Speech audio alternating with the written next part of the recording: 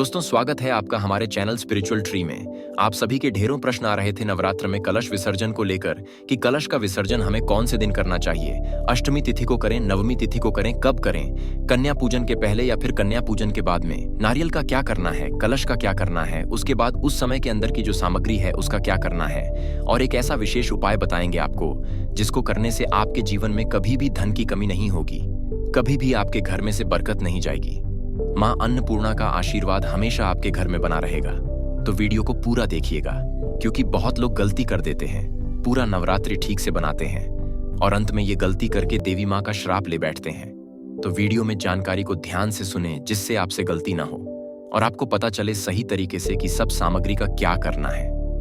तो सबसे पहले बात आती है कलश का विसर्जन। हमें कौन से दिन करना है? हम अष्टमी तिथि के दिन करेंगे या नवमी तिथि के दिन? कुछ लोग सप्तमी का व्रत करते हैं, अष्टमी के दिन कन्या पूजन करते हैं, तो अष्टमी के दिन वह कलश को मतलब विसर्जन करने के लिए हटा देते हैं। तो कुछ लोग नवमी तिथि में कन्या पूजन के बाद कलश को हटाते हैं। परंतु जो लोग अष्टमी तिथि के दिन कलश को हटाते हैं, वह यह जान लीजिए नवरात्रि का 9वां दिन मां सिद्धिदात्री देवी के पूजन का होता है।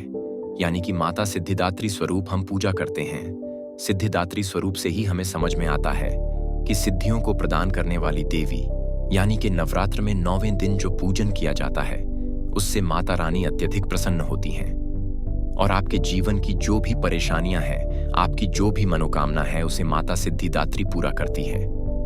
तो नवरात्रि में 9वें दिन के पूजन का बहुत ज्यादा विशेष महत्व होता है। तो नवरात्रि का कलश, यदि आप कन्या पूजन करते भी हैं तो फिर आपको नवरात्रि का जो कलश है उसे 9वें दिन स्थान से आपको हटाना चाहिए, ना कि 8वें दिन। तो यह तो बात थी कलश की कि किस दिन हमें जगह से हटाना है, और कलश जब हटाते हैं तो वह संध्या पूजन के बाद आपको हटाना चाहिए। इसके बाद जब आप कलश को हटाने की विधि प्रारंभ करते हैं, सबसे पहले हाथ में थोड़े से पुष्प और अक्षत लेकर, जैसा जब आपने नवरात्रि के प्रथम दिन माता को आवाहन करके बुलाया था, उसी तरह आपको हाथ में पुष्प और अक्षत लेकर माता से आपको प्रार्थना करनी चाहिए कि हे मां, मेरी पूजा में इन 9 दिनों में जो भी त्रुटियां रही हों, जो भी गलतियां हुई हों, उसे आप क्षमा करें। और जैसे मैंने आपको आवाहन कर अपने घर बुलाया है, उसी तरह प्रस्थान करें। जब भी मैं पूजन करूंगा या करूंगी, तब आप इसी तरह हमारे घर में आइए और विराजमान होए हमारी पूजा में। तो इस तरह ही अक्षत और थोड़े से फूल छोड़ने के बाद दोनों हाथों से कलश को प्रणाम करें, क्योंकि उस कलश में, उस नारियल में 33 कोटि देवी देवता पर माता रानी विराजमान होती है। इसके बाद नारियल के ऊपर जो भी अपने पुष्प चढ़ा रखा है उसको हटा लीजिए, यानी ठंडा होने वाली जगह पर इन्हें आप रख दीजिए। जहां पर भी आप फूल और सामग्री ठंडा करने के लिए रखते हैं, आप उसमें रख दीजिए। उसके बाद दोनों हाथों से, कभी भी नारियल को एक हाथ से नहीं उठाया जाता, दोनों हाथों से अपना नारियल उठाएं। उस पर यदि आपने कलावा बांधा है तो कलावा उतारकर ठंडा करने वाली वस्तुओं में रख दीजिए। और यदि आपने लाल कपड़ा, यह चुनरी लपेटी है, तो पहले मैं लाल कपड़े के बारे में बता देता हूं। इस लाल कपड़े को आपको अपने पूजा स्थल में साफ सफाई में आप उसे यूज कर सकते हो, नहीं तो आप उस कपड़े को ठंडा भी कर सकती हो। इसके बाद जो आपने लाल चुनरी रखी है, माता की चौकी, नारियल को मां का स्वरूप माना जाता है और लाल चुनरी, उस पर बिछी हुई लाल चुनरी बड़ी शुभ होती है। तो उठाकर इसे आप अपने सामान के साथ रख सकते हैं, या फिर आप चुनरी को तिजोरी में रख सकते हैं। यह चुनरी 9 दिनों में बहुत ज्यादा पवित्र और शुद्ध मानी जाती है। चुनरी का अपमान नहीं होना चाहिए, तो चुनरी को अपने तिजोरी में रख सकते हैं। इसके बाद कुछ लोग नवरात्र के 8वें दिन जब कन्या पूजन करते हैं, 9वें दिन कन्या पूजन करते हैं, इस नारियल को तोड़कर प्रसाद स्वरूप बांट देते हैं। परंतु आप मुझे एक चीज बताइए, क्योंकि जो हमने श्रीफल रखे, श्री मतलब मां लक्ष्मी का स्वरूप बनाता है, और इसी कलश के अंदर आपने 33 कोटि देवी देवता और माता के 9 स्वरूपों को विराजमान किया है। तो आप मुझे यह बताइए कि जब नारियल को तोड़ दिया जाता है, जिसके अंदर देवी देवता विराजमान हैं, तो कितना घोर पाप और श्राप लगता है। तो इस नारियल को आप बिल्कुल भी तोड़कर न तो बांटे और न ही खुद खाए। बहुत लोग इस गलती को कर बैठते हैं। ज्योतिष शास्त्र कहते हैं आपको इस नारियल को संभाल कर लाल वस्त्र में लपेटकर या तो आप अपने पूजन स्थल में रख सकते हैं, या व्यापार वृद्धि के लिए अपने व्यापार स्थल में रख सकते हैं, क्योंकि यह लक्ष्मी का स्वरूप माना जाता है। अपनी तिजोरी में रख सकते हैं, और यदि तिजोरी में आपके ऑलरेडी रखा हुआ है नारियल, आप नहीं रखना चाहते हैं तो फिर आप इसका मंदिर में दर्शन पूजन कर सकते हैं, और मंदिर में भी नहीं रखना चाहते हैं तो आपको हाथ जोड़कर इसे नदी में प्रवाहित करना चाहिए, ना कि इस नारियल को आपको तोड़ना चाहिए। ऐसे गलती बिल्कुल भी मत करना। तो जैसा हमने आपको बताया है बिल्कुल वैसे ही इसे आपको करना है। व्यापार स्थल हो, मंदिर हो या तिजोरी हो, नहीं तो बस ठंडा करने के लिए नदी में प्रवाहित। इसके बाद कुछ लोग डायरेक्ट नारियल को रखते हैं और कुछ लोग पूर्ण पात्र के ऊपर रखते हैं। पूर्ण पात्र के अक्षत का क्या करना है, जैसे मैंने आपको वीडियो में पहले बताया था कि मैं आपको 2 उपाय बताऊंगा, तो पूर्ण पात्र के पात्र को आप उठाकर पहले अलग रख दीजिए। तो इसके बाद कलश को कभी भी डायरेक्ट ऊपर से नहीं उठाना चाहिए, क्योंकि कलश के ऊपरी भाग में भगवान विष्णु, मध्य भाग में शिव जी और निचले भाग में श्री ब्रह्मा का वास होता है। तीनों देवताओं का, तीनों भगवानों का वास कलश के अंदर माना जाता है। 30 कोटि देवी देवताओं का वास माना जाता है। तो दोनों हाथों से निचले भाग से आपको कलश को उठाना चाहिए, ना कि ऊपरी भाग से। इसके बाद कलश में जो आपने आम के पत्ते लगाए हैं, पंच पल्लव लगाएंगे हैं, उन्हें इकट्ठा करके जो लौटे में जो जल है, उस जल को घर के प्रत्येक सदस्य पर छिड़क कर घर के पूरे आपको चारों कोनों में छिड़कना चाहिए, पूरे घर में छिड़कना चाहिए। इस समय 33 कोटि देवी देवताओं का आवाहन अपने किया है। यह जल बहुत ही ज्यादा वरदान प्राप्त करने वाला है, बहुत ही शुभकारी होता है। तो आपको अपने पूरे घर में इसे छिड़कना चाहिए, घर के मुख्य द्वार पर अवश्य रूप से। इससे आपके घर में जो भी नेगेटिविटी है वह इस जल से दूर हो जाती है।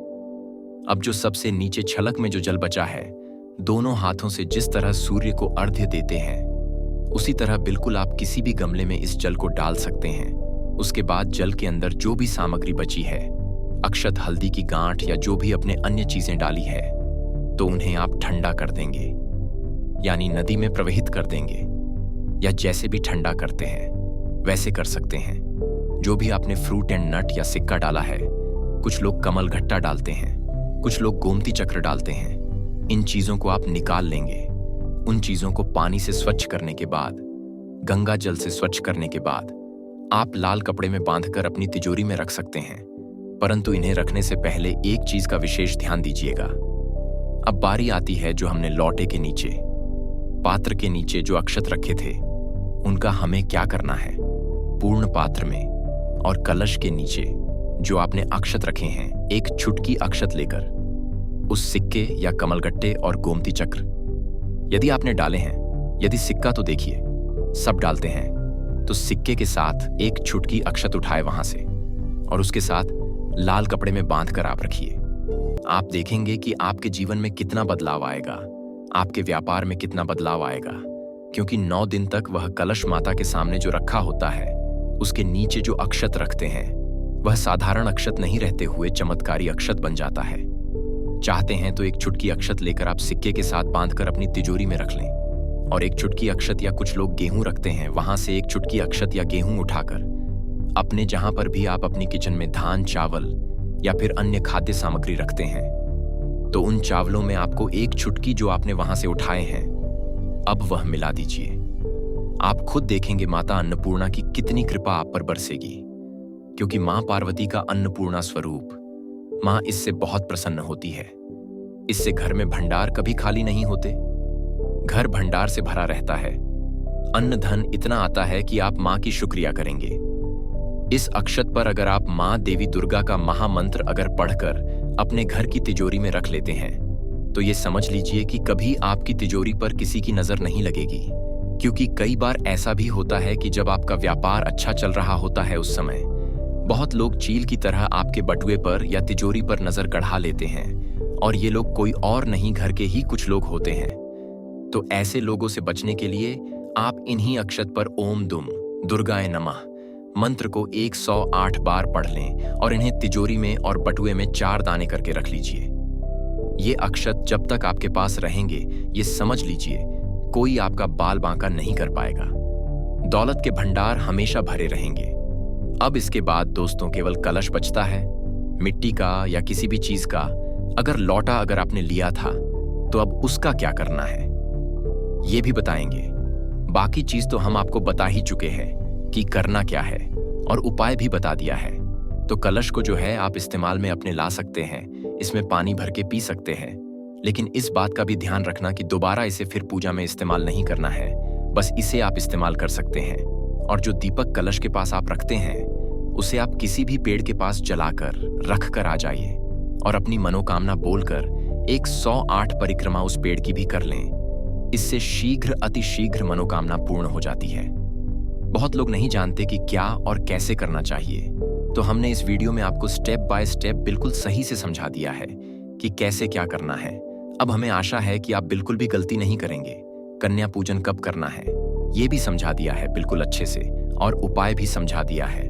तो बहुत बढ़िया दोस्तों, वीडियो को लाइक करके कमेंट में जय हो मैया रानी जरूर लिख देना, और इस वीडियो को सब लोगों के साथ शेयर भी जरूर कर देना, क्योंकि देखिए अगर आप दूसरों की मदद करेंगे तो वो भी गलती नहीं करेंगे। इससे मैया का आशीर्वाद आपको भी मिलेगा। अच्छी जानकारी हमेशा हमें शेयर करते रहना चाहिए। तो ठीक है दोस्तों, बहुत सुंदर, बहुत बढ़िया। अब हम चलते हैं। धन्यवाद। मैया रानी की कृपा आप पर बनी रहे। जय माता दी।